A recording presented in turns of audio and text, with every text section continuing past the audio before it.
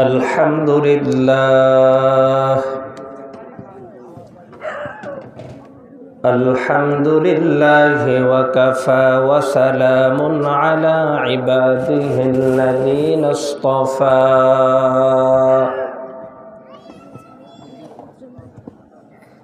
أما بعد فقد قال الله سبحانه وتعالى في كلامه المجيد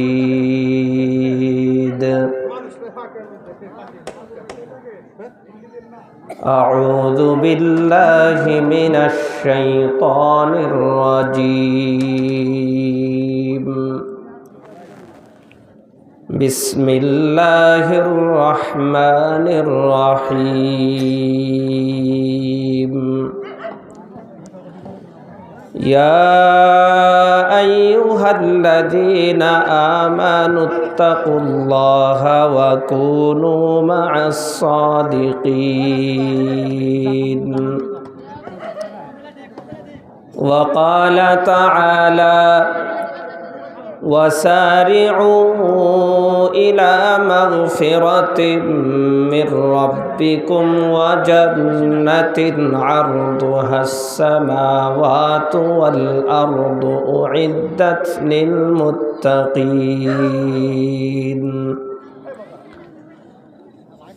وعن ابن مسعود رضي الله عنه أن النبي صلى الله عليه وسلم كان يقول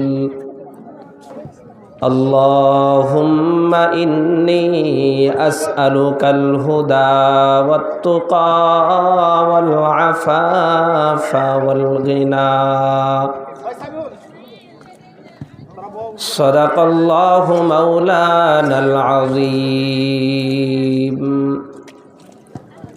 سبحانك لا علم لنا إلا ما علمتنا إنك أنت العليم الحكيم رب اشرح لي صدري ويسر لي أمري واحلل عقدة من لساني يفقه قولي درود شريف পড়ি اللهم صل على محمد وعلى آل محمد كما صليت على إبراهيم وعلى آل إبراهيم إنك حميد مجيد اللهم بارك على محمد وعلى آل محمد كما باركت على إبراهيم وعلى آل إبراهيم إنك حميد مجيد दिल जिंदा हो बेदार अगर हो तो बतदरीज दिल जिंदा हो बेदार अगर हो तो बतदरीज बंदे को अता करते हैं चश्मे निगरावर बंदे को अता करते हैं चश्मे निगरावर अहवाल मकामात बेमौकूफ है सब कुछ अहवाल मकामात पे मौकूफ है सब कुछ हर लहज़ा है सालिक का ज़मा अवर मका अवर हर लहज़ा है सालिक का ज़मा अवर मका अवर अल्फाज़ मानी में तफावुत नहीं लेकिन अल्फाज़ मानी में तफावुत नहीं, लेकिन मुल्ला के अज़ा और मुजाहिद के अज़ा और मुल्ला के अज़ा और मुजाहिद के अज़ा और परवाज़ है दोनों का उसी एक फ़िज़ा में, परवाज़ है दोनों का उसी एक फ़िज़ा में। कुर्गस का जहाँ अवर है शाही का जहाँ अवर, कुर्गस का जहाँ अवर है शाही का जहाँ अवर। ला इलाहा इल्लल्लाह, ला इलाहा इल्लल्लाह, ला इलाहा इल्लल्लाह, ला इलाहा इल्लल्लाह, ला इलाहा इल्लल्लाह, ला इलाहा इल्लल्लाह, ला इलाहा इल्लल्लाह। अल्लाह अल्लाह क्या मुबारक नाम है, अल्लाह अल्लाह क्या मुबारक नाम है। अल्लाह अल्लाह आशिकों का काम है, अल्लाह अल्लाह आशिकों का काम है। अल्लाह अल्लाह जफ्ने वाला बना दो, इश्क़ मौला क्या मज़ा है सिखा दो। ला इलाहा इल्लल्लाह, ला इलाहा इल्लल्लाह, ला इलाहा इल्लल्लाह, ला इलाहा इल्लल्लाह मुहम्मदुर रसूलुल्लाह सल्लल्लाहु अलैहि वसल्लम।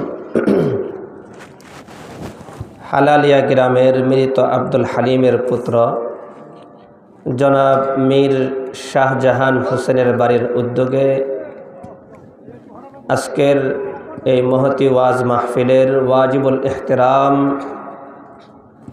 আমার পরম শ্রদ্ধাভাজন উস্তাদ, এই এলাকার জামে মসজিদের সম্মানিত ইমাম ও খতিব হযরত মাওলানা মুফতি জাফরউদ্দিন হক্কানি হাফিজাহুল্লাহ, আল্লাহ তাআলা হযরতের হায়াতের মধ্যে বারাকা দান করেন এবং আলোচনা করবেন। বাদ মাগরিব থেকে এশা পর্যন্ত আলোচনা করেছেন মাওলানা মুফতি নাসির উদ্দিন। আমার পরে আলোচনা করবেন আজকের এই মহতি মাহফিলের দ্বিতীয় বক্তা আমার শ্রদ্ধেয় উস্তাদে মুহতারাম, আমাদের দক্ষিণ টাঙ্গাইলের গর্ব হযরত মাওলানা মুফতি ইয়াহইয়া দামাত বরকাতুহুম, প্রধান মুফতি জামিউল উলুম মাদ্রাসা সাভার ঢাকা। এরপরে আলোচনা পেশ করবেন হাফেজ মাওলানা মুফতি আলাউর রহমান, ইমাম ও খতিব রসুলবাগ জামে মসজিদ মহাকালী ঢাকা, এবং তিনি আরও দুটো মাদ্রাসায় হাদিসের দর্স দিয়ে থাকেন। এবং আমার সামনে উপবিষ্ট দাড়ি পাকা মুরব্বিয়ানে কেরাম, উফুলকি মাদ্রাসার স্নেহের ছোট ছোট ছাত্র ভাইয়েরা, আমি সকলকে আন্তরিক মুবারকবাদ জ্ঞাপন করছি। শুকরিয়া আদায় করছি মহান রব্বুল আলামিনের, যে মহান রব্বুল আলামিন আমাদের সকলকে এই মহতি মাহফিলে উপস্থিত হওয়ার তৌফিক দান করেছেন, এজন্য সকলেই শুকরিয়া জানাই আলহামদুলিল্লাহ। তোমরা কথা বললে চলে যাও, এই কথা বললে চলে যাও, আর যে ওয়াজ শোনো তাহলে বসে থাকো, বুঝছো? কথা বললে চলে যাও, আর যদি ওয়াজ শোনো তাহলে বসো। হ্যাঁ, মুহতারাম হাজিরিন, আমি আপনাদের সামনে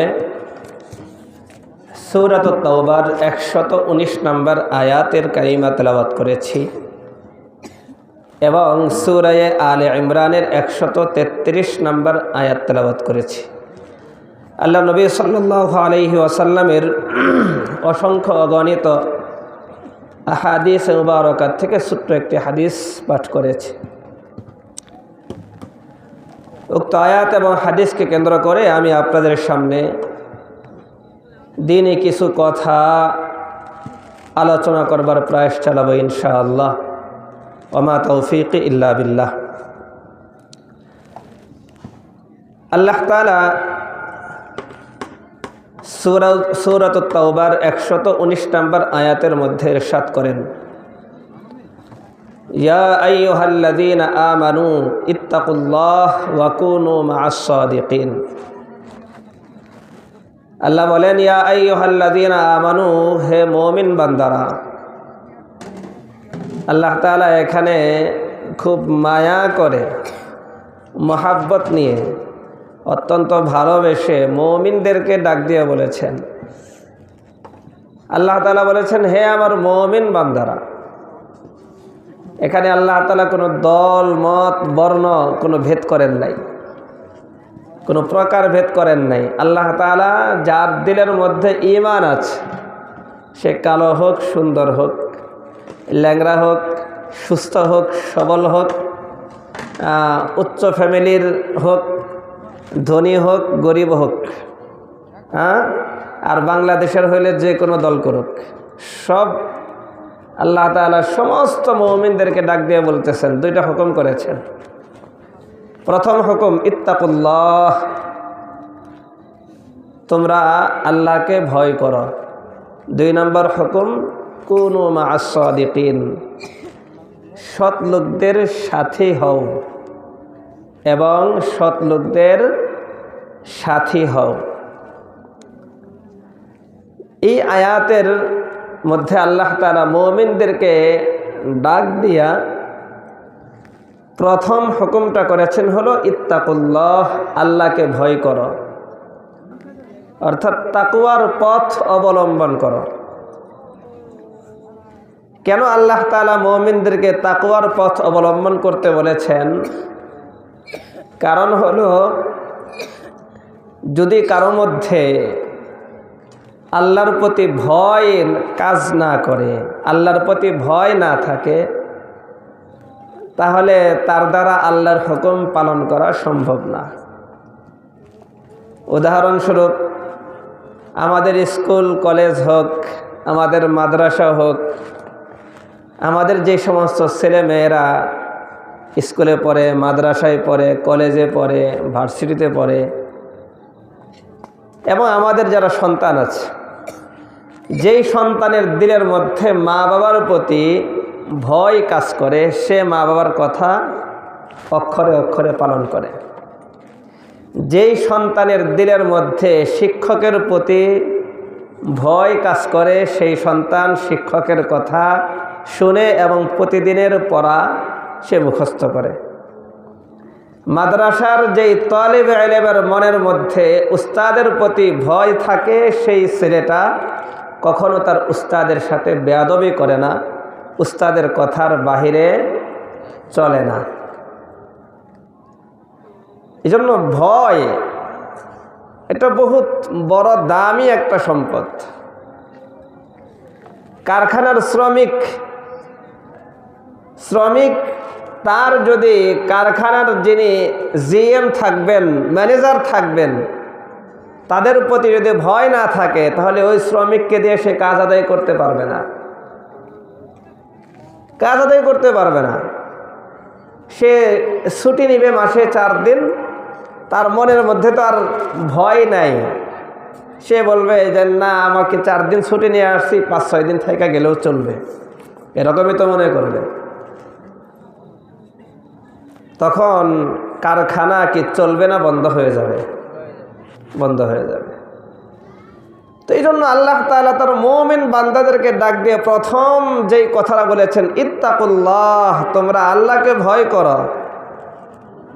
কারণ বান্দার দিলের মধ্যে যখন আল্লাহর ভয় থাকবে, ফজরের নামাজের সময় এই শীতের রজনীতে মুয়াজ্জিন সাহেব যখন মসজিদের মিনার থেকে আজান দিয়ে আজান দেন, বান্দার কানে যখন আজান পৌঁছায়, হাইয়া আলাস সালাহ, হাইয়া আলাল ফালাহ, আসসালাতু খায়রুম মিনান নাওম। ও বান্দা, সারা রাত ঘুমাইছ, এবার ফজরের সময় হয়েছে, তোমার রব তোমাকে ডাকছে, তার কাছে আসার জন্য আহ্বান করছে। হাইয়া আলাস সালাহ, আসো নামাজের দিকে আসো। হাইয়া আলাল ফালাহ, আসো কল্যাণের দিকে আসো। আসসালাতু খায়রুম মিনান নাওম, ঘুম থেকে নামাজ ভালো, ঘুম থেকে নামাজ ভালো। একা নামাজ পড়ার চাইতে মসজিদ ভালো। মুয়াজ্জিন সাহেবের আজানের আওয়াজ যখন বান্দার কানে পৌঁছে, কর্ণকুহারে যখন গিয়ে আঘাত করে, বান্দার দিলের মধ্যে যখন আল্লাহর প্রতি ভয় থাকে, তখন সে চিন্তা করে যে আল্লাহ আমাকে দয়া করে মায়া করে সৃষ্টি করেছেন, মানুষ করে বানিয়েছেন, আবার আমাকে মুসলমানের ঘরে জন্ম দিয়ে মুসলমান হিসাবে তৈরি করেছেন। আমার রব আমাকে মসজিদ থেকে মুয়াজ্জিনের মাধ্যমে আহ্বান করছেন। যত শীতের রজনী হোক, পানি যতই ঠান্ডা হোক, আল্লাহর ওই গোলাম কম্বলের লেপের নিচে ঘুমায়া থাকতে পারে না। মুয়াজ্জিনের আজান তার কানে পৌঁছার সাথে সাথেই ওই ব্যক্তি সে তার কম্বলটাকে লাথি মেরে ফালাইয়া দিয়া ঘুম থেকে উঠে সে ঠান্ডা পানি দিয়া ওযু করে মসজিদে চলে আসে, আল্লাহ তাআলার পবিত্র কদমে সিজদায় লুটিয়ে পড়ে। আর যদি বান্দার দিলের মধ্যে আল্লাহর ভয় না থাকে, বান্দার দিলের মধ্যে যদি আল্লাহর প্রতি ভয় কাজ না করে, তাহলে যখন ফজরের আজানের আওয়াজ হয়ে যায়, তখন যুবক সে তার বিছানার মায়া আরাম ত্যাগ করতে পারে না। আমাদের বৃদ্ধ বাবারা, তারা তাদের বিছানার মায়া আরাম ত্যাগ করতে পারে না। তারা তখন চিন্তা করে, না না, মসজিদের মুয়াজ্জিন যতই ডাকুক, আমি এই শীতের রজনীতে এরকম আরামের ঘুম ফালাইয়া মসজিদে যাইতে পারবো না। দিলের মধ্যে ভয় নাই, মসজিদ পর্যন্ত আসতে পারে না। কৃষক খেতে কাজ করতেছে, মুয়াজ্জিন যোহরের আজান দিয়েছে, 2টার সময় যখন বাড়ির থেকে খাবার পৌঁছায়, কাজ বাদ দিয়ে খাইতে বসে, কিন্তু আল্লাহর হুকুম যোহরের নামাজের সময় হয়েছিল, সে নামাজটা পড়ে নাই। ঠিক নেই? হ্যাঁ, খাবার সময় কিন্তু ঠিকই বের করেছে, খাওয়ার পরে আবার সিগারেট টানে, বিড়ি টানে, সেই সময়ও আছে, কিন্তু 10 মিনিট কাজটাকে অফ কইরা মেশিনের পানিতে ওযু কইরা ক্ষেতের আইলে দাঁড়িয়ে সে যে 4 রাকাত ফরজ করবে, এই সুযোগটা তার হয় নাই। কেন? তার দিলের মধ্যে আল্লাহর ভয় কাজ করে নাই। এজন্য আল্লাহ তাআলা মায়া করে ডাকদা বলেন, ইয়া আইয়ুহাল্লাযীনা আমানু ইত্তাকুল্লাহ, হে মুমিন বান্দারা, আল্লাহকে ভয় করো। মুহতারাম হাজিরিন, এবার আমরা তাকওয়া সম্পর্কে কিছু পার্ট বাই পার্ট আলোচনা করি। প্রথম আলোচনা তাকওয়া সম্পর্কে। তাকওয়ার পরিচয় কি? তাকওয়ার পরিচয়, তাকওয়ার শাব্দিক অর্থ, ব্যবহারিক অর্থ, পারিভাষিক অর্থ, 3টা অর্থ বলবো। তাকওয়ার শাব্দিক অর্থ হলো আল্লাহর ভয়, পরহেজগারিতা, ধার্মিকতা ইত্যাদি, এরকম অর্থে তাকওয়া শব্দটা ব্যবহার হয়। আর ব্যবহারিক অর্থ হলো কোনো কিছুকে অন্য কিছুর দ্বারা তাড়াইয়া দেওয়া। একটা বস্তুকে আরেকটা বস্তুর দ্বারা তাড়াইয়া দেওয়া। উদাহরণ হিসেবে قال النبي صلى الله عليه وسلم اتقوا النار ولو بشق تمرة। রাসূল সাল্লাল্লাহু আলাইহি ওয়াসাল্লাম বলেন, হে আমার উম্মতেরা, তোমরা জাহান্নামের আগুন থেকে বাঁচো যদিও খেজুরের একটা বিচির বিনিময়ে হোক। খেজুরের একটা বিচির দ্বারা হলেও জাহান্নাম থেকে বাঁচো। তাহলে এক বস্তুর দ্বারা আরেক বস্তুকে তাড়াইয়া দেওয়া, এটা হলো তাকওয়ার ব্যবহারিক অর্থ। আর পারিভাষিক অর্থ হলো হযরতে আলী ইবনে আবি তালিব রাদিয়াল্লাহু তাআলা আনহু তিনি বলেন, আত-তাকওয়া হুয়াল খাউফু মিনাল জালিল ওয়াল আমালু বিত-তানজিল ওয়াল কানাআতু বিল কলিল ওয়াল ইস্তি'দাদু লিয়াউমির রাহিল।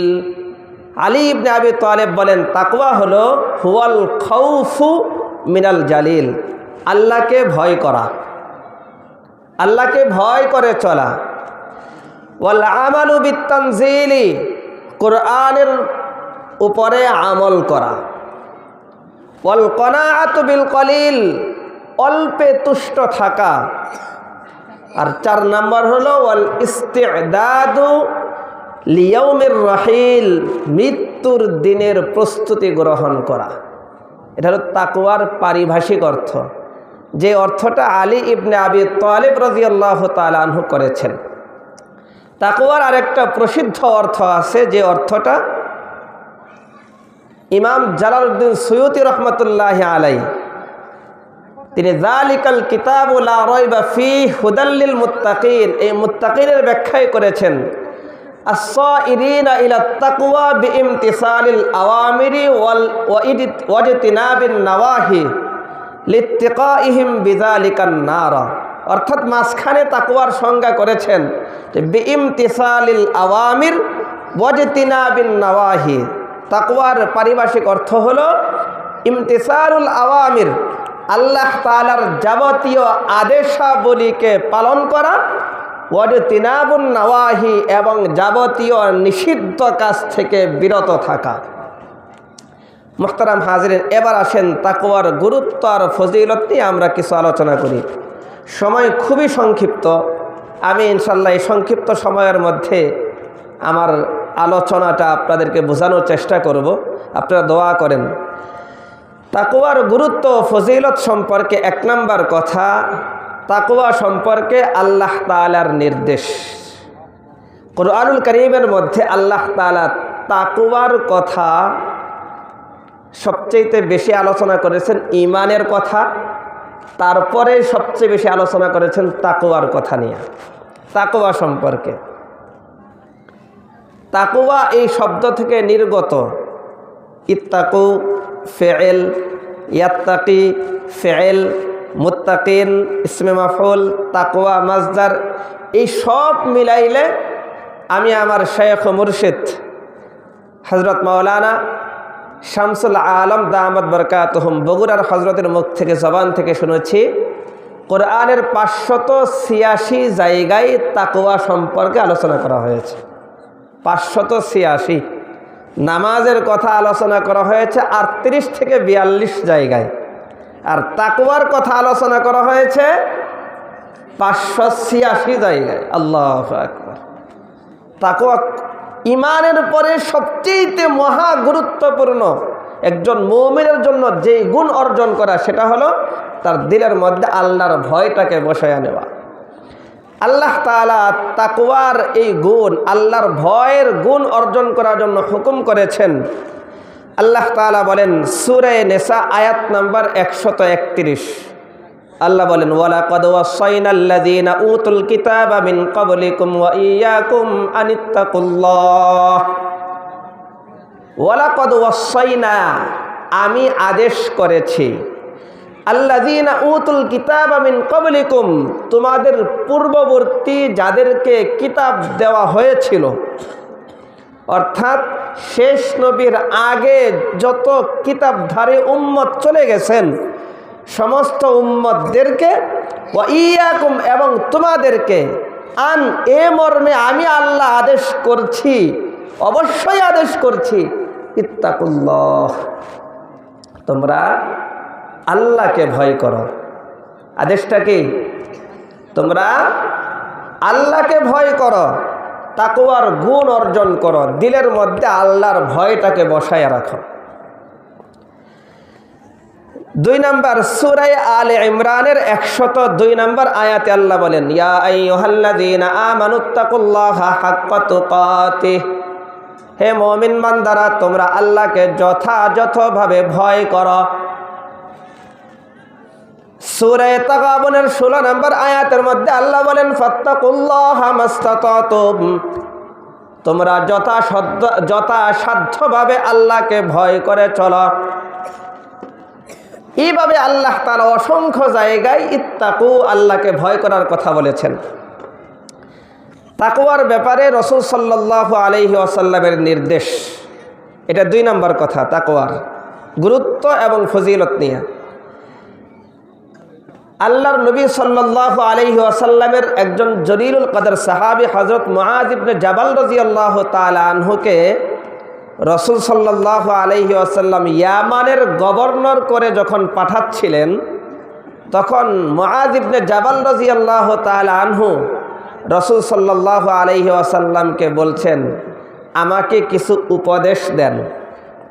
তখন নবী তাকে যে উপদেশগুলো দিয়েছিলেন তার 1 নম্বর উপদেশ হলো, ইয়া মুআয আলাইকা বিতাকওয়াল্লাহ, হে মুআয তোমার উপরে আবশ্যক হলো আল্লাহর ভয় নিয়ে চলা। আল্লাহর ভয় নিয়ে চলা এটা তোমার জন্য একটা আবশ্যকীয় একটা উপদেশ। হযরতে আবু হুরায়রা রাদিয়াল্লাহু তাআলা আনহু থেকে বর্ণিত আরেক হাদিসের মধ্যে আবু হুরায়রা রাদিয়াল্লাহু আনহু বলেন, জনৈক একজন সাহাবী সফরে বের হওয়ার সময় নবীর দরবারে আয়েশা বললেন, ইয়া রাসূলুল্লাহ আমাকে কিছু উপদেশ দেন। তখন রাসূল সাল্লাল্লাহু আলাইহি ওয়াসাল্লাম তাকে 2টা উপদেশ দিয়েছেন।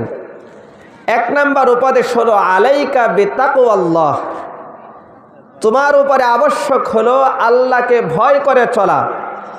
2 নম্বর হলো ওয়াত্তাকবীরু আলা কুল্লি শারাফিন, প্রত্যেক উঁচু স্থানে ওঠার সময় আল্লাহু আকবার এই তাকবীর পাঠ করা। এজন্য উঁচু জায়গায় ওঠার সময় আল্লাহু আকবার বলা সুন্নাত। 3 নম্বর হাদিস, একদিন রাসূল সাল্লাল্লাহু আলাইহি ওয়াসাল্লাম, মিশকাত শরীফের মধ্যে হাদিসটা এসেছে, রাসূল সাল্লাল্লাহু আলাইহি ওয়াসাল্লাম ফজরের নামাজ আদায়ের পর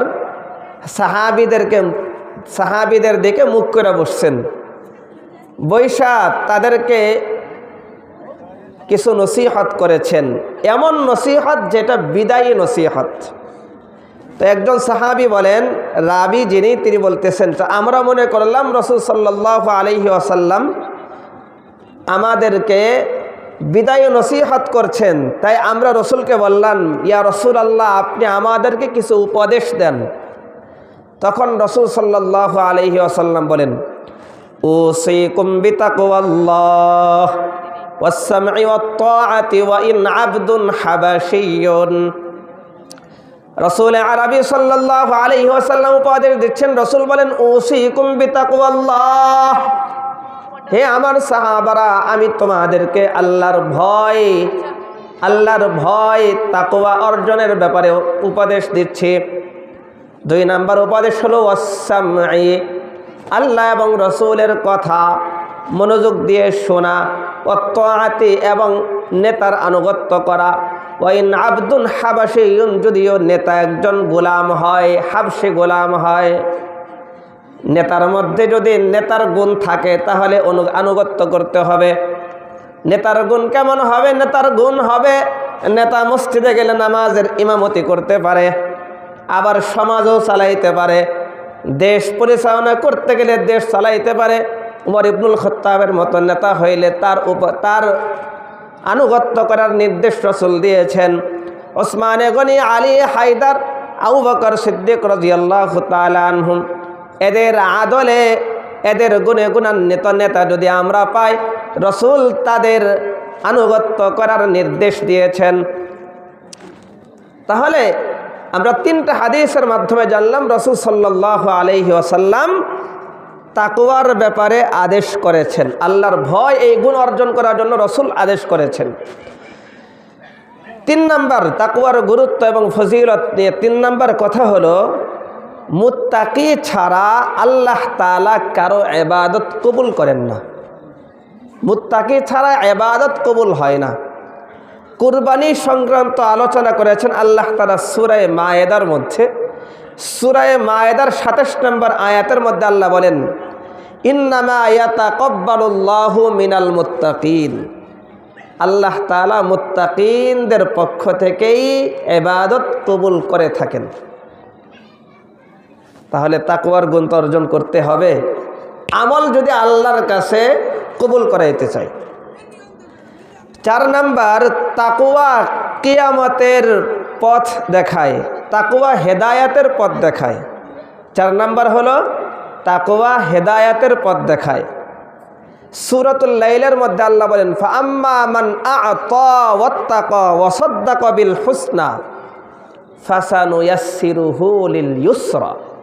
আল্লাহ বলেন, মান আ'তা, যে দান করে, ওয়াত্তাকা, এবং তাকওয়া অবলম্বন করে, দিলের মধ্যে আল্লাহর ভয় নিয়ে চলে, ওয়াসাদ্দাকা বিল হুসনা, ওয়াসাদ্দাকা বিল হুসনা, এবং ভালো ভালো কিছু সদকা করে, যে দেয়, তাকওয়া অবলম্বন করে এবং ভালো উত্তম বস্তু সদকা করে, আল্লাহ বলেন ফাসানুয়াসসিরুহু লিল ইউসরা, তার জন্য আমি আল্লাহ হেদায়েতের রাস্তা সহজ করে দেই। তাহলে তাকওয়া হেদায়েতের রাস্তা দেখায়। 5 নাম্বার তাকওয়া সকল সমস্যার সমাধান। আমরা কত সমস্যার মধ্যে পড়া, কত টেনশনে থাকি, তাই না? আমাদের টেনশনের কোনো শেষ আছে? হ্যাঁ, ঘরে খাবার না থাকলে টেনশন, হ্যাঁ, পরিবারের মানুষ অসুস্থ থাকলে টেনশন, কত বিপদ আপদ আসে। এই সমস্ত বিপদে পড়লে শুধু আমরা টেনশন আর টেনশন করি। আল্লাহ তাআলা বলেন, বান্দা একটা গুণ অর্জন করো, সমস্ত টেনশনের সমাধান হয়ে যাবে। বলেন না সুবহানাল্লাহ। গুণটা কি? আল্লাহ তাআলা বলেন, ওয়া মান ইয়াত্তাকিল্লাহা ইয়াজআল লাহু মাখরাজা ওয়া ইয়ারযুকহু মিন হাইসু লা ইয়াহতাসিব। ওয়া মান ইয়াত্তাকিল্লাহ, যে ব্যক্তি আল্লাহকে ভয় করে চলবে, ইয়াজআল লাহু মাখরাজা, আল্লাহ বলেন তার জন্য উপায় বের হয়ে যাবে।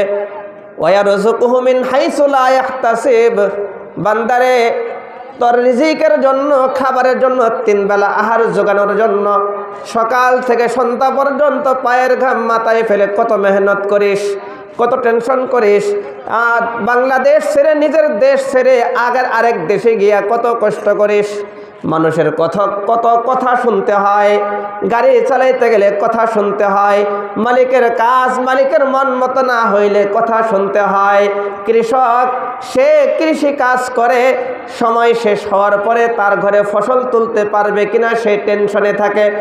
আল্লাহ বলেন, বান্দারে যদি তুমি আল্লাহর ভয় দিলের মধ্যে নিয়ে চলতে পারো, তাহলে আল্লাহ তাআলা তোমাকে এমন এমন পথ থেকে, এমন কোন উপায়ে তোমার ঘরে রিজিক পৌঁছে দিবেন, লা ইয়াহতাসিব, যা তুমি কোনোদিন ধারণাও করতে পারবে না, তোমার ধারণাও হবে না।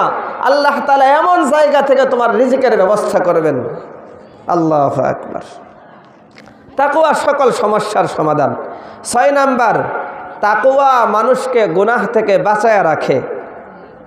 মিশকাত শরীফের মধ্যে 3 ব্যক্তি পাহাড়ের গুহার মধ্যে পাথরের চাপা পড়ে আটকে গেছিল, একটা ঘটনা আছে। ওখানে এক ব্যক্তি এরকম ছিল, ওই ব্যক্তি তার নিজের আমলের দোহাই দিয়ে আল্লাহর কাছে দোয়া করেছেন, আল্লাহ আমার এই আমলটা যদি পছন্দ হয় তাহলে তুমি আমাদের পাহাড়, এই গুহার মুখ থেকে পাথরটা সরাইয়া দাও। সেই ঘটনা হলো, সে তার চাচাতো বোনকে অনেক বেশি ভালোবাসত। তো একদিন চাচাতো বোনকে বলতেছে যে আমি তোমাকে অনেক ভালোবাসি, তো তোমার সাথে আমি ব্যভিচার করতে চাই, জিনা করতে চাই। বলেন নাউজুবিল্লাহ। তো তখন চাচাতো বোন সে বলছে, এই পরিমাণ মোহর যদি তুমি জোগাড় করতে পারো তাহলে আমার সাথে তুমি জিনা করতে পারবা। তো ওই ছেলে সে তার বোন চাচাতো বোনের সাথে প্রেমিকার সাথে জিনা করার জন্য ওই অর্থ জোগাড় করছে, মেয়েকে অর্থ পরিশোধ করছে। পরিশোধ করার পরে যেই মুহূর্তে জিনা করতে যাবে, হাদিসের ভাষ্য হলো দুই পায়ের মাঝখানে বসা অবস্থায় তখন ওই আল্লাহর বান্দি যুবককে ডাক দিয়ে বলছেন, ইয়া আব্দাল্লাহ ইত্তাকিল্লাহ, হে আল্লাহর গোলাম, আল্লাহকে ভয় কর, আকাম করিস না, জেনা করিস না। সাথে সাথেই যুবক সেই জায়গার থেকে উঠা চলে গেছে। আল্লাহ বলেন, আল্লাহ যদি আমি সেই দিনের আমলটা, এই কাজটা, এই গুনাহ থেকে বেঁচে থাকার এই কাজটা যদি তোমার সন্তুষ্টির জন্য করে থাকে, তাহলে এই আমলের বিনিময়ে আমাদের পাহাড়ের এই গুহার মুখটা খুইলা দাও। আল্লাহ তাআলা পাথর সরাইয়া দিয়েছেন একটু। তাহলে তাকওয়া যদি দিলের মধ্যে থাকে, গুনাহ থেকে, গুনাহের ধারের কাছে যাওয়ার পরেও গুনাহ থেকে বাঁচিয়ে নিয়ে আসে তাকওয়া, আল্লাহর ভয়। অনেক দামি একটা সম্পদ তাকওয়া, আল্লাহর ভয়। 7 নাম্বার, তাকওয়া কর্ম সংশোধন করে ও গুনাহ মাফ করে। সূরা আহজাবের 70-71 নাম্বার আয়াতের মধ্যে আল্লাহ বলেন, ইয়া আইয়ুহাল্লাযীনা আমানুত্তাকুল্লাহা ওয়া কুলু কাওলান সাদীদা। আল্লাহ বলেন, হে মুমিন বান্দারা, ইত্তাকুল্লাহ, আল্লাহকে ভয় করে চলো, ওয়া কুলু কাওলান সাদীদা, এবং ভালো কথা বলো, সঠিক কথা বলো। ইউসলিহ লাকুম আ'মালাকুম, কি হবে তাতে? আল্লাহ বলেন, ইউসলিহ লাকুম আ'মালাকুম, তোমাদের আমলগুলোকে আল্লাহ তাআলা সংশোধন করে দিবেন। তাকওয়ার গুণ অর্জন করলে আল্লাহ তাআলা আমল সংশোধন করবেন। ওয়া ইয়াগফির লাকুম যুনুবাকুম, এবং তোমাদের জীবনের গুনাহগুলো মাফ করবেন। আর এক আয়াতের মধ্যে আল্লাহ বলেন, ওয়া মান ইয়াত্তাকিল্লাহা ইউকাফির আনহু সাইয়্যাতিহি, আল্লাহর যেই বান্দা তাকওয়ার গুণ অর্জন করবে, দিলের মধ্যে আল্লাহর ভয় নিয়ে চলবে, আল্লাহ বলেন ইউকাফির আনহু সাইয়্যাতিহি, তার জীবনের অপরাধগুলো আল্লাহ তাআলা ক্ষমা করে দিবেন। 8 নাম্বার, তাকওয়া অবলম্বনকারীদের আল্লাহ তাআলা ভালোবাসেন। আল্লাহ বলেন, বালা মান আউফা বিআহদিহি ওয়াত্তাকা ফাইন্নাল্লাহা ইউহিব্বুল মুত্তাকিন। আল্লাহ তাআলা বলেন, মান আউফা বিআহদিহি, হ্যাঁ, যে ব্যক্তি তার প্রতিশ্রুতি পূরণ করে, ওয়াত্তাকা, এবং তাকওয়া অবলম্বন করে, আল্লাহকে ভয় করে চলে, ফাইন্নাল্লাহা ইউহিব্বুল মুত্তাকিন, আল্লাহ তাআলা মুত্তাকিদেরকে ভালোবাসেন। তাকওয়া অবলম্বনকারীদেরকে আল্লাহ ভালোবাসেন। যাদের দিলের মধ্যে আল্লাহর ভয় আছে, আল্লাহ ওই সমস্ত বান্দাদেরকে ভালোবাসেন। 9 নাম্বার ফজিলত হলো আল্লাহ তাআলা তাদের সাথে থাকেন, মুত্তাকিদের সাথে আল্লাহ থাকেন। আল্লাহ তাআলা সূরাতুল বাকারার 194 নম্বর আয়াত এবং সূরা তাওবার 123 নম্বর আয়াতের মধ্যে বলেন, ওয়া'লামু আন্নাল্লাহা মা'আল মুত্তাকিন, এই বান্দা জেনে রাখো আল্লাহ তাআলা মুত্তাকিদের সাথে আছেন। মুহতারাম হাজিরিন, তাকওয়া হলো 10 নম্বর কথা, তাকওয়া বরকত লাভের মাধ্যম। আল্লাহ তাআলা বলেন সূরাতুল আরাফের মধ্যে আল্লাহ বলেন, ওয়ালাউ আন্না আহলাল কুরা আমানু ওয়াত্তাকাউ, যদি গ্রামবাসী 2টা গুণ অর্জন করে। 1 নম্বর হলো আমানু, তারা ঈমানদার হয়ে যায়, ঈমান গ্রহণ করে। 2 নম্বর গুণ হলো ওয়াত্তাকাউ, এবং তাকওয়া অর্জন করে। আল্লাহ বলেন, এই 2 গুণ যদি গ্রামবাসীরা অর্জন করে, তাহলে আমি আল্লাহ লাফাতাহনা আলাইহিম বারাকাতিম মিনাস সামা, তাদের জন্য আসমানের বরকতের দুয়ার খুলে দেব। সুবহানাল্লাহ বলেন, লাফাতাহনা আলাইহিম বারাকাতিম মিনাস সামা, আসমানের বরকতের দুয়ার খুলে দিব। 11 নম্বর কথা হলো তাকওয়াশীলরাই হলো সবচেয়ে বেশি সম্মানী। আল্লাহ তাআলা বলেন সূরাতুল হুজুরাত আয়াত নাম্বার 13, ইন্না আকরামাকুম ইনদাল্লাহি আতকাকুম, আল্লাহ বলেন তোমাদের মধ্যে সবচেয়ে সম্মানী হলো ওই ব্যক্তি যে আল্লাহ তাআলার কাছে সবচেয়ে বড় মুত্তাকি। আল্লাহর কাছে যে যত বড় মুত্তাকি, সে হলো সমাজের মধ্যে সবচেয়ে বেশি সম্মানী, আল্লাহর কাছে তার সম্মানটা তত বেশি। আল্লাহ নবী সাল্লাল্লাহু আলাইহি ওয়াসাল্লাম বলেন, হযরতে আবু হুরায়রা রাদিয়াল্লাহু তাআলা আনহু থেকে বর্ণিত হাদিস, রাসূল সাল্লাল্লাহু আলাইহি ওয়াসাল্লামকে জিজ্ঞাসা করা হলো, ইয়া রাসূলুল্লাহ মান আকরামুন নাস, হে আল্লাহর রাসূল মানুষের মধ্যে সবচেয়ে সম্মানী ব্যক্তি কে? রাসূল বললেন, আতকাহুম, মানুষের মধ্যে সবচেয়ে বড় মুত্তাকি যে, সে হলো সবচেয়ে বড় সম্মানী। 11 নম্বর কথা হলো তাকওয়া জান্নাত লাভের মাধ্যম। তাকওয়া জান্নাত লাভের মাধ্যম। আল্লাহ সূরা আলে ইমরানের 133 নম্বর আয়াতের মধ্যে বলেন, ওয়াসারিউ ইলা মাগফিরাতিম মির রাব্বিকুম ওয়া জান্নাতিন আরদুহাস সামাওয়াতু ওয়াল আরদু উইদ্দাত লিল মুত্তাকিন। আল্লাহ বলেন, সারিউ, বান্দা দৌড়াও, ইলা মাগফিরাতিম মির রাব্বিকুম, আল্লাহ তাআলার ক্ষমার দিকে, ওয়া জান্নাতিন, এবং জান্নাতের দিকে দৌড়াও, জান্নাতের দিকে দৌড়াও। জান্নাতটা কত বড়? আল্লাহ বলেন, আরদুহা কাআরদিস সামাওয়াতি ওয়াল আরদ, জান্নাতের প্রশস্ততা হলো আসমান এবং জমিনের প্রশস্ততার নেই। এই জান্নাতটা আল্লাহ কাকে দিবেন? আল্লাহ বলেন, উইদ্দাত লিল মুত্তাকিন, এই জান্নাতটা মুত্তাকিদের জন্য তৈরি করা হয়েছে। যার দিলের মধ্যে তাকওয়া আছে, যার দিলের মধ্যে আল্লাহর ভয় আছে, তার জন্য আল্লাহ তাআলা এত বিশাল একটা জান্নাত বানাইছেন, যে জান্নাতের প্রশস্ততা আসমান এবং জমিনের প্রশস্ততার নাই। আল্লাহু আকবার। কত বড় হবে? মুফাসসিরিনে কেরাম আয়াতের ব্যাখ্যায় বলেছেন, আসমান এবং জমিনের প্রশস্ততা বলতে 7 আসমান আর 7 জমিনকে যদি আপনি রুটি বানানোর জন্য আটার খামিরা তৈরি করেন, 7 আসমান আর 7 জমিন দিয়ে একটা আটার খামিরা হবে বড়, রুটির গোলা তৈরি করা হবে, এরপরে একটা বেলুন দিয়া এই খামিরাকে, এই রুটির গোলাকে বেলতে বেলতে যত বড় হবে, এটা হলো মুত্তাকির জন্য প্রস্তুত করা জান্নাতের প্রশস্ততা। আল্লাহু আকবার। কত বড় প্রশস্ততা! তাহলে লম্বা কত? আমার আপনার প্রশস্ততা কত? 1.5 হাত। আমরা লম্বায় কত? প্রত্যেকের হাতের 3.5 হাত। তাহলে আমাদের প্রশস্ততার চাইতে দৈর্ঘ্যটা হলো প্রায় 2 গুণ থেকে 2.5 গুণ। হ্যাঁ, 2 গুণ থেকে 2.5 গুণ। তাহলে জান্নাতের প্রশস্ততাই যদি এত বড় হয়, তার চেয়ে 2-2.5 গুণ বড় হবে তার লম্বা। কত বড় জান্নাত আল্লাহ তাআলা মুত্তাকিকে দিবেন! আল্লাহু আকবার। জান্নাতে গিয়ে কি পাবেন? দুনিয়ার মানুষের 4টা কমন চাহিদা আছে। কয়টা? 4টা কমন চাহিদা আছে। আমি দ্রুত আলোচনা টেনে নিয়ে যাচ্ছি। 4টা কমন চাহিদা। 1 নাম্বার, চিরজীবন বেঁচে থাকতে চায়। দুনিয়াতে কেউ মরতে চায়? হ্যাঁ, কারো মরার ইচ্ছা আছে এখানে? হ্যাঁ, মানুষ মরতে হবে, এটা বাস্তবতা, কিন্তু মরতে তো চায় না। মানুষ চিন্তা করে, কত স্বপ্ন দেখে, আমার যদি এত সম্পদ হইতো। কেন চিন্তা করে?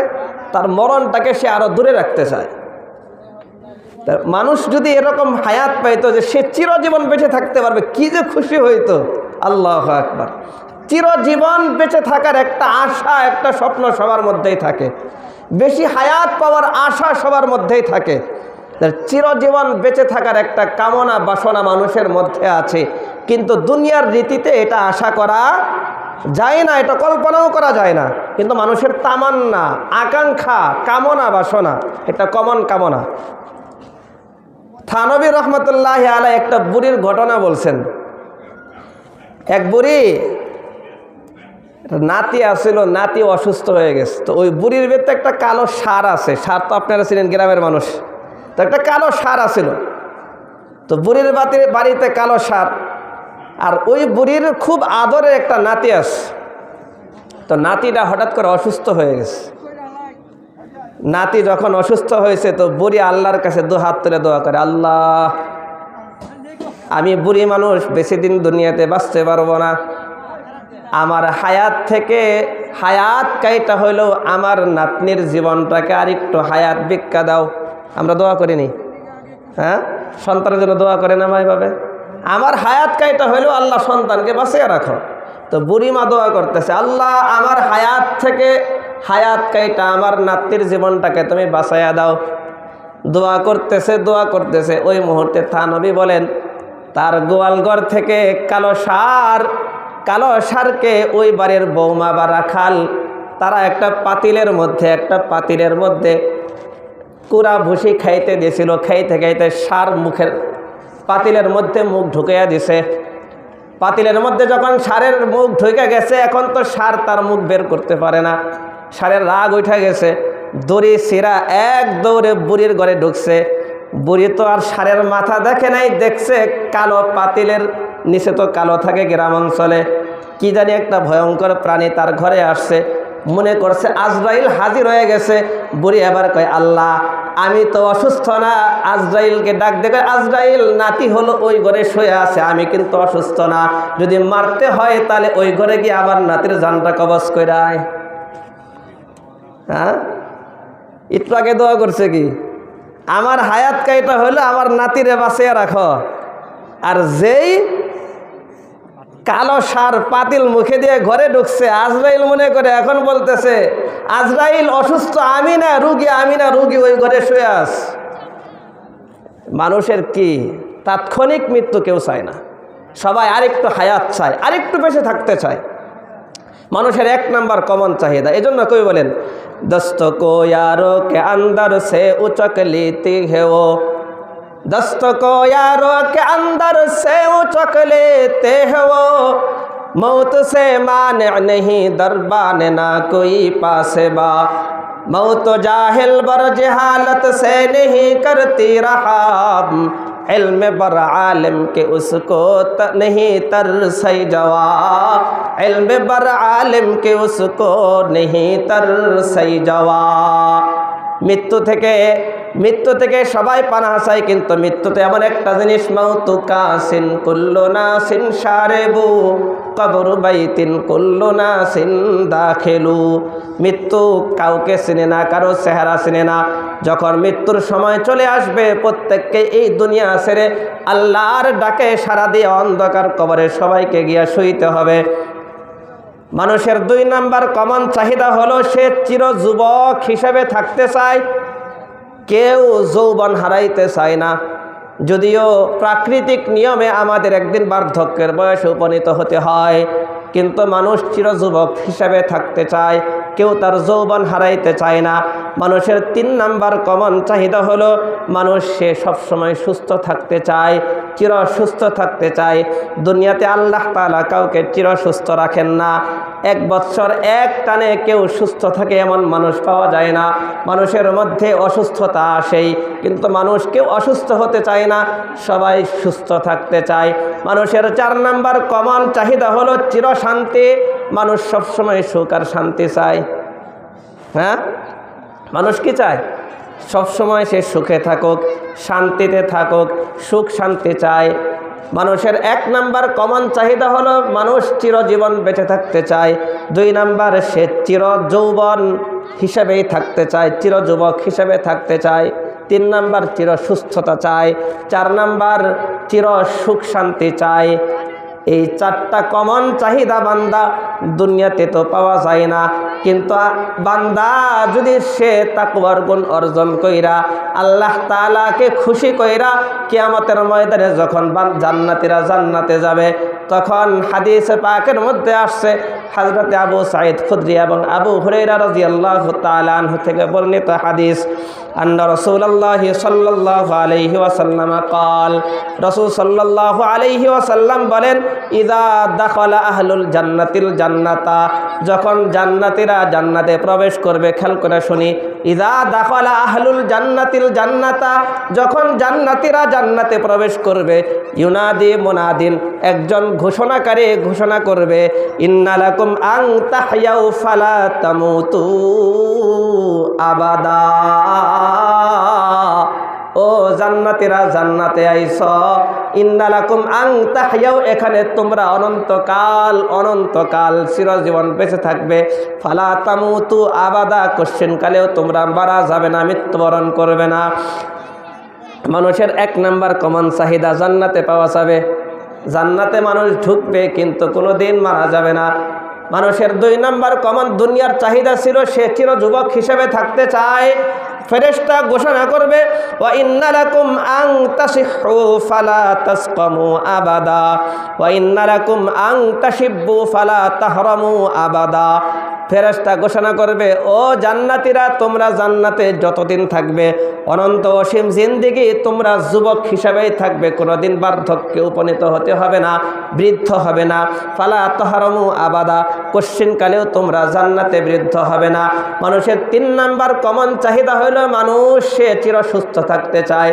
ফেরেশতা এবার ঘোষণা করবে, ইন্না লাকুম আন তাসিহু, তোমরা জান্নাতীরা জান্নাতে সুস্থ থাকবে, ফালা তাসকামু আবাদা, কোনোদিন জান্নাতে অসুস্থ হবে না।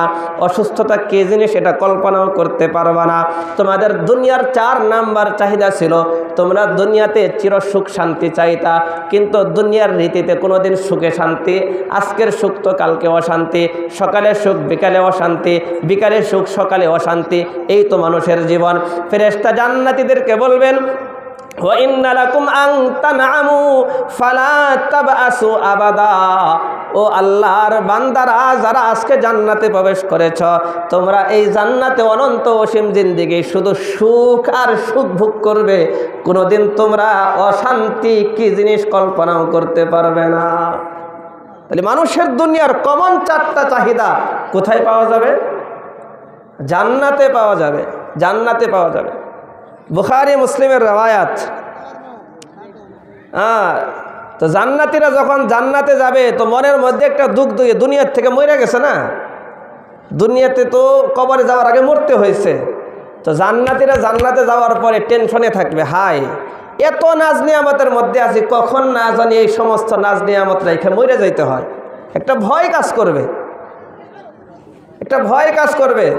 তখন তো রাসূল সাল্লাল্লাহু আলাইহি ওয়াসাল্লাম বলেন, ইযা সারা আহলুল জান্নাতি ইলাল জান্নাহ ওয়া আহলুন নারি ইলান নার, যখন সমস্ত জান্নাতীরা জান্নাতে চলে যাবে এবং জাহান্নামীরা জাহান্নামে চলে যাবে, অর্থাৎ জান্নাতে জাহান্নামে আর কোনো মুমিন অবশিষ্ট থাকবে না। সুপারিশের মাধ্যমে সর্বশেষ যেই লোকটার জান্নাতে যাওয়ার কথা, সেই লোকটাও যখন জান্নাতে চলে যাবে, তারপরের পরিস্থিতি হলো এটা। এখন যারা জাহান্নামে আছে এরা সবাই খুলুদ ফিন্নার, চিরস্থায়ী জাহান্নাম, কোনোদিন তারা জাহান্নাম থেকে বের হইতে পারবে না, যারা কাফের মুশরিক ছিল। এই পরিস্থিতিতে রাসূল সাল্লাল্লাহু আলাইহি ওয়াসাল্লাম বলেন, জি আবিল মাউতি, ওইদিকে জান্নাতীরা চায় চায় দেখবে, জাহান্নামীরাও চায় চায় দেখবে। জান্নাত আর জাহান্নামের মাঝখানে একটা জায়গা আছে, নাম কি জানেন? আরাফ। তো ওখানে নিয়ে আসা হবে মাউতকে, মৃত্যুকে, কাহাইয়াতি কাবশাতিন, একটা দুম্বার আকৃতি, একটা দুম্বার আকৃতি দিয়া মৌতটাকে নিয়ে আসা হবে। এরপরে সুম্মা ইউযবাহু, তারপর এই দুম্বাটাকে জবাই করা হবে। মানে হলো মৃত্যুর মৃত্যু হয়ে গেছে, মৃত্যুর কি হয়ে গেল? সবাই দেখতেছে, জান্নাতীও দেখে জাহান্নামেও দেখে, মাঝখানে ফালাইয়া মৃত্যুর মৃত্যু হয়ে গেছে। এবার সুম্মা ইউনাদি মুনাদিন, এক ঘোষণাকারী ঘোষণা দিবে, ইয়া আহলাল জান্নাতি, ও জান্নাতীরা, তোমাদের মনের মধ্যে যে ভয় আছে কোনোদিন মরবা কিনা, লা মাউতা, আর কোনো মৃত্যুর ভয় নাই। ওয়া আহলান নার, ও জাহান্নামীরা, মনের মধ্যে একটা আশা ছিল কোনোদিন হয়তো জাহান্নামের শাস্তি থেকে মৃত্যুবরণ করে হইলেও বাঁচতে পারবা। লা মাউতা, না, তোমাদের এই আশা কোনোদিন পূরণ হবে না। মৃত্যু বলতে তোমাদের কোনো কিছুই নাই। জান্নাতেরও মৃত্যু বলতে কিছু নাই, জাহান্নামীদেরও মৃত্যু বলতে আর কিছু নাই। রাসূল বলেন, ফায়াজদাদু আহলুল জান্নাতি ফারাহান ইলা ফারহিহিম, জান্নাতীদের আনন্দ আরো বেড়ে যাবে। আর এই কথা, এই ঘোষণার পরে জাহান্নামীদের দুঃখ বাড়বে। জান্নাতীদের আনন্দ বাড়বে আর জাহান্নামীদের দুঃখ বাড়বে। তাহলে ভাই, তাকওয়া অর্জন করলে জান্নাতে যাওয়া যায়। আর জান্নাতে গেলে মানুষের দুনিয়ার কমন 4টা চাহিদা 4টাই পাওয়া যাবে। বলেন না আল্লাহু আকবার। আল্লাহ তাআলা আমাদের সকলকে এই তাকওয়া, আল্লাহর ভয়, এই গুণটা দিলের মধ্যে অর্জন করার তৌফিক দান করেন। সকলে বলি আমিন। মুহতারাম হাজিরিন, এবার আসেন তাকওয়ার আমরা কিছু প্রকার ভেদ নিয়ে আলোচনা করি। তাকওয়া 3 প্রকার, জালাইনের হাসিয়ার মধ্যে আছে তাকওয়া 3 প্রকার। 1 নাম্বার হলো তাকওয়ায়ে আম, অর্থাৎ তাকওয়ার একটা ব্যাপক অর্থ আছে। সেই অর্থটা কি? ইত্তিকাউল কুফরি বিল ঈমান, ঈমান গ্রহণের মাধ্যমে কুফর থেকে বেঁচে থাকা, এটা হলো তাকওয়ার একটা ব্যাপক অর্থ। অর্থাৎ দুনিয়াতে যত মুমিন আছে তারা যদি কুফর আর শিরিক না করে, তার মধ্যে সে দৈনন্দিন 5 ওয়াক্ত নামাজ পড়ে না, রোজাও রাখে না, যাকাতও দেয় না, হজও করে না, কিন্তু তার দিলের মধ্যে শুধু একটা বিশ্বাস আছে যে আল্লাহ ছাড়া কোনো মাবুদ নাই, এই একটা কাজ আছে। আর একটা হলো মাজার আর বাজারে গিয়ে কারো পায়ে সেজদা দেয় না। বুঝেন নাই কথা? সন্তান মাজারে গিয়ে চায় না, কারো কাছে গিয়ে সন্তান চায় না, চাইলে কার কাছে চায়? আল্লাহর কাছে চায়। সেজদা দিলে আল্লাহর পায়ে দেয়, না দিলে দেয় না। এরকম কিছু মানুষ আছে, কিন্তু দিলের মধ্যে ওই যে 2টা কাজ আছে। একটা আল্লাহকে বিশ্বাস করে, একটা আল্লাহ আমার আল্লাহ একজন, আর কারো কুদরতি কদমে সেজদা দিয়ে আল্লাহর সাথে শিরিক করে না। তো এই লোকটাও মুত্তাকি, এই লোকটাও কি মুত্তাকি। এটা হলো 1 নাম্বার। কিন্তু সে ব্যাপক অর্থে, ব্যাপকভাবে সবাই মুত্তাকি, যে কুফরি করে না আর শিরিক করে না, কিন্তু দিলের মধ্যে ঈমান আছে, কোনো আমল নাই, ঈমানটা আছে, কুফরি নাই, শিরিক নাই, এই লোকটা মুত্তাকি ব্যাপক অর্থে। 2 নম্বর হলো খাস, বিশেষ একটা অর্থ। সেই অর্থটাকে ইমতিসালুল আওয়ামির ওয়াজতিনাবুন নাওয়াহি, আল্লাহর যাবতীয় যত আদেশ আছে সব মানে, যাবতীয় যত নিষিদ্ধ কাজ আছে সব কিছু থেকে বিরত রাখে। 5 ওয়াক্ত নামাজ পড়ে, কথা বলেন না কেন?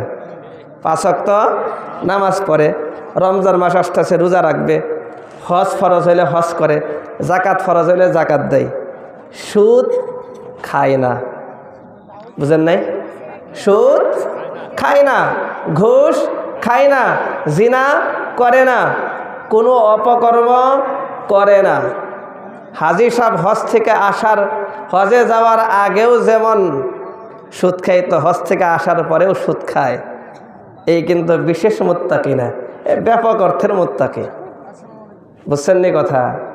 হ্যাঁ, নামাজের সামনের কাতারে দাঁড়াইয়া বড় মুসল্লি, দাঁড়িয়েও আছে মাশাল্লাহ, কিন্তু মাসের শেষ 26 তারিখের পর থেকে ব্যবসার লাইন শুরু হয়, ফোন দিয়ে, এই মাসের কিন্তু 1 তারিখ আসতেছে, ঠিক মতো সময় মতো দিয়া দিস এই মাসের কিস্তি। আসেনি এরকম? হ্যাঁ, এটা নিষিদ্ধ কাজ থেকেও বেঁচে থাকে, আবার পালনীয় যেগুলো আছে এগুলোও পালন করে। এ হলো বিশেষ ধরনের মুত্তাকি। আর 3 নাম্বার হলো আরো বিশেষ, সেটা কি? ইত্তিকাউ মা ইয়াশগুলু আনিল্লাহ, আল্লাহর চিন্তা ভাবনা থেকে গাফেল করে এমন যাবতীয় যত কাজ আছে সমস্ত কাজ থেকেই বিরত থাকা। মানে হর হালতে শুধুমাত্র আল্লাহকে নিয়ে ফিকির। ধান বুনতেছে তাও আল্লাহ, হ্যাঁ, ধান বুনে হাতে আর মুখে কি? আল্লাহ আল্লাহ আল্লাহ আল্লাহ আল্লাহ আল্লাহ। আসেনি এরকম বান্দা? আছে। কারি ইব্রাহিম সাহেব রহমতুল্লাহ আলাই, উজানের হজরত কারি ইব্রাহিম সাহেব রহমতুল্লাহ আলাই, পাশ দিয়ে যাচ্ছেন, একজন রসুন বুনতেছে, কয়, এই রসুন বোনা হাতে জবানে পড়ো আল্লাহ। হ্যাঁ, জবানটাকে আল্লাহর জিকিরে জারি করে দাও। মানে দুনিয়ার কোনো কাজ থাকে আল্লাহর স্মরণ থেকে গাফেল করতে পারে না। এরা হলো একবারে ভিভিআইপি মুত্তাকি। বুঝেন নাই? ভিআইপি না, ভিভিআইপি, একবারে আল্লাহর কাছের। এটা তাকওয়ার 3 প্রকার। তাকওয়ার স্তর হলো 7টা। কয়টা স্তর? 7টা স্তর। মানে তাকওয়ার গুণ অর্জন করলে মুত্তাকির মধ্যে 7 স্তর তৈরি হবে। 1 নাম্বার, প্রথম স্তর হলো শিরিক থেকে বেঁচে থাকা। তাহলে যেই লোকটার মধ্যে ঈমান আছে, আমল করে না, কিন্তু শিরিক থেকে বেঁচে থাকে, এর সবচেয়ে নিম্ন কোয়ালিটির স্তরের মুত্তাকি। বুঝছেন নি কথা? হ্যাঁ, সে মাজারে, ওই যে আগেই বলছে, মাজারে আর বাজারে গিয়া কারো পায়ে সেজদাও দেয় না, কারো কাছে সন্তান আর সম্পদও তালাশ করে না, করলে আল্লাহর কাছে। हाँ कुल हुवल्लाहु अहद के रमज़ किया समझा है तो कुल हुवल्लाहु अहद के रमज़ किया समझा है तू, अब खुदा के खास बंदों को खुदा समझा है तू, अब खुदा के खास बंदों को खुदा समझा है तू। ओ मोमिन भाई, सूरा इखलास तो नामाजेर मध्य तेलावत करो। कुल हुवल्लाहु अहद अल्लाहुस समाद लाम यालिद ওয়ালাম ইউলাদ ওয়ালাম ইয়াকুল লাহু কুফুয়ান আহাদ। কিন্তু এই সূরা ইখলাসের মধ্যে আল্লাহ তাআলা তোমাকে কি শিখাইছেন এটাকে তুমি শিখতে পারলা না, এটাকে তুমি বুঝলা না, জানলা না। তুমি নামাজের মধ্যে সূরা ইখলাস ঠিকই তেলাওয়াত করো, দোয়া করার আগে 3 বার সূরা ইখলাস ঠিকই পাঠ করো। আবার তোমার বাবার কবরে গিয়া শাহজালালের মাজারে গিয়া শাহপরানের মাজারে গিয়া তুমি আবার ঠিকই আবার সেজদা দাও, গায়রুল্লাহর কদমে সেজদা দাও, গায়রুল্লাহর কাছে দুহাত তুলে তোমার সন্তান চাও। তাহলে তুমি কেমন মুসলমান, তুমি কেমন মুমিন? সূরা ইখলাস তেলাওয়াত করো, কিন্তু সূরা ইখলাসের রমজ, সূরা ইখলাসের মাহাত্ম্য আর গুরুত্ব এই মেসেজটা কোনোদিন উপলব্ধি করতে পারলা না।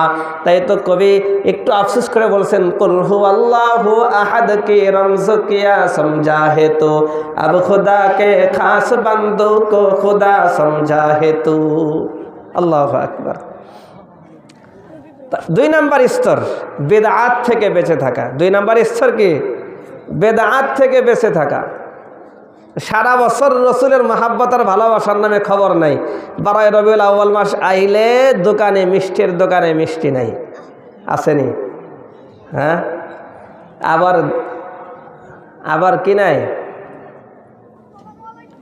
বিশ্ব আশিকে রসুল গালের মধ্যে দাড়ি নাই, এরকম আছে না? আসেনি? হ্যাঁ, বেদাত থেকে বেঁচে থাকা 2 নম্বর স্তর। 3 নম্বর হলো কবিরা গুনাহ থেকে বেঁচে থাকা, কবিরা গুনাহ। 4 নম্বর সগীরা গুনাহ থেকে বেঁচে থাকা।